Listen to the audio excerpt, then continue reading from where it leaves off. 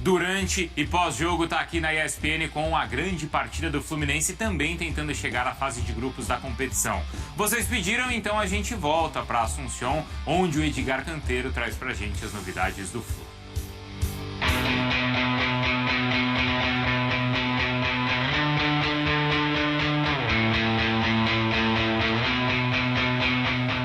Fans da ESPN, prazer de poder falar novamente con vocês. Para informaciones de Fluminense aquí en Paraguay, se encuentran hospedados aquí en el hotel de la Conmebol, en el Borbón, en Ciudad de Luque, que queda a unos 30 minutos del Defensores del Chaco, donde será el compromiso de esta noche por Copa Libertadores fase 3, donde el equipo de Fluminense intentará pasar a la fase de grupos con la ventaja mínima. Y es una revancha también para Fluminense aquel 2013, donde enfrentó a Olimpia, pero quedó en el camino y no pudo avanzar a los cuartos de final de la Conmebol Libertadores ese año. En esta cuarta feira, el partido será a partir de las 21:30 horas, con arbitraje del chileno Tobar en el Defensores del Chaco.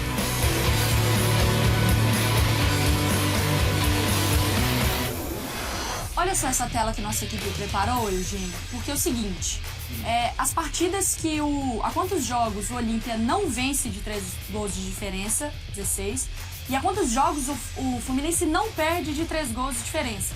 Então o Olímpia tem 16 jogos que ele não consegue vencer por 3 gols de diferença e o Fluminense tem 52 jogos que ele não perde, ou seja, o Flusão ali, pelo menos na matemática, está bem protegido quando o assunto é sofrer mais de 3 gols. Mas a gente sabe que se trata de Libertadores, quando a bola rola a coisa é diferente. Mas é um Fluminense muito conciso, assim, você não imagina um Fluminense perdendo, sabe, por mais de 3 gols. Não tem apresentado esse tipo de futebol, né? Sim, mas cabe lembrar que o Olímpia ganhou no domingo, fora de casa. Aliás, há 41 anos ele não ganhava do Cerro Porteño fora de casa. Tá brincando. Ele ganhou na Nueva Olha, o grande clássico do futebol paraguaio, por 2-0. E o 2-0 leva para os pênaltis, porque foi 3-1 o jogo do Fluminense. Não há necessidade assim, só do 3-0, só de 3 gols de vantagem. A grande questão do Fluminense é a seguinte: ele ganhou o jogo bem, tem uma vantagem confortável, mas o problema está no próprio Fluminense e extracampo, né? Que se criou uma crise do final de semana para cá. Principalmente pela venda anunciada, uma venda que vazou na imprensa internacional, né? O jornalista italiano divulgou a venda do Luiz Henrique para o Betis, e aí o presidente Mário Bittencourt no domingo foi dar uma entrevista para explicar, e ficou muito no ar a situação, não tinha que vender porque não tem dinheiro, mas assim, não tem dinheiro, mas contratou um monte de gente, e tinha que vender, senão o clube não paga o salário do mês que vem, mas é assim, e é esse o valor. Bem, e aí tá um clima pesado no Fluminense, sabe? Do nada acontece. Mas você acha que isso chega no elenco? Eu espero que não. Porque mas na torcida chegou, né? Chegou. A torcida é óbvio que ela tá acreditando no time, que ela quer a classificação, que ela torce muito por isso. Mas uma outra situação, no final de semana, o Abel colocou o time quase C.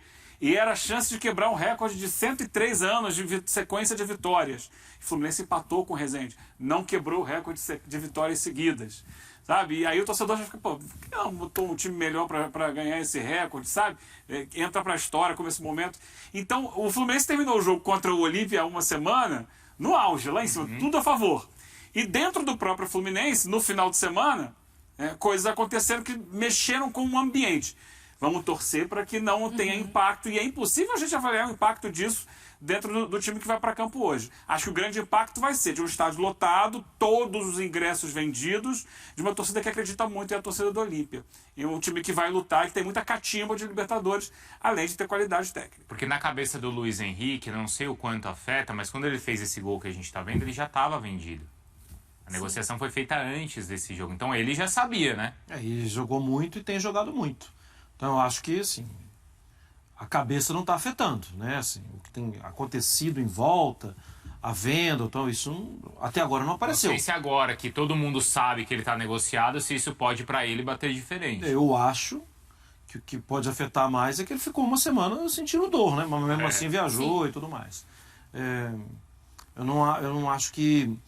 É que é o seguinte, Bruno, se der alguma coisa de errado, e aí eu tô falando, se der uma eliminação, uma coisa assim, vai existir uma natural tentativa de investigar onde foi o erro, onde foi o problema. E eu tendo a concordar com o Eugênio que isso era melhor não ter aparecido agora.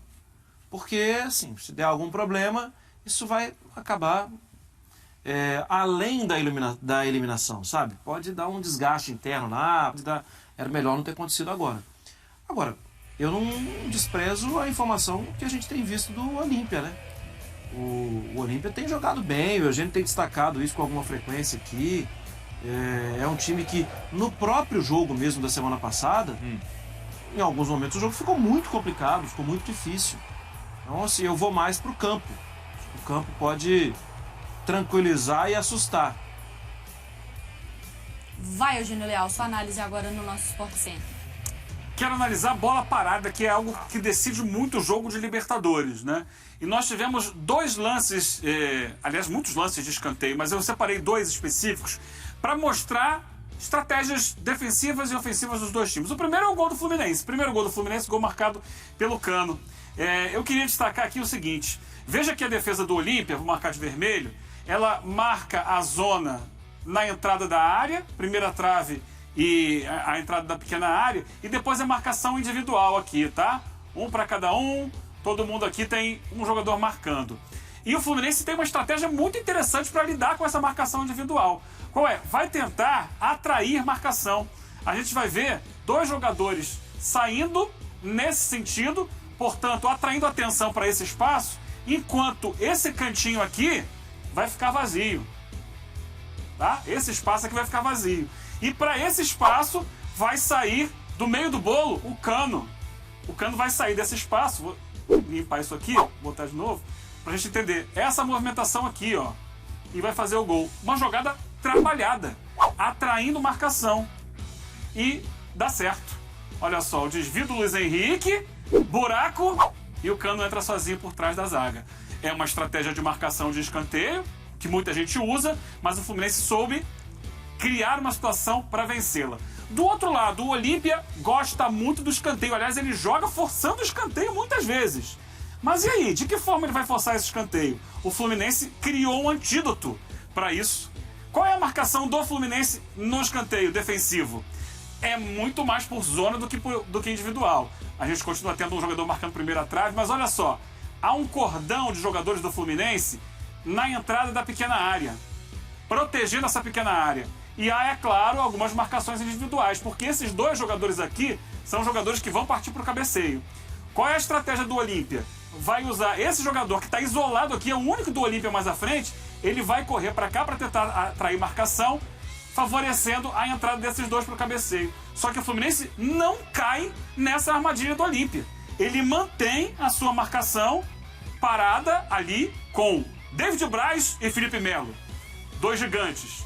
E o Olímpia tenta várias vezes e não consegue. São vários escanteios para o Olímpia ao longo do jogo e em nenhum deles eles conseguem encaixar a estratégia de abrir espaço para quem vem de trás correndo cabecear.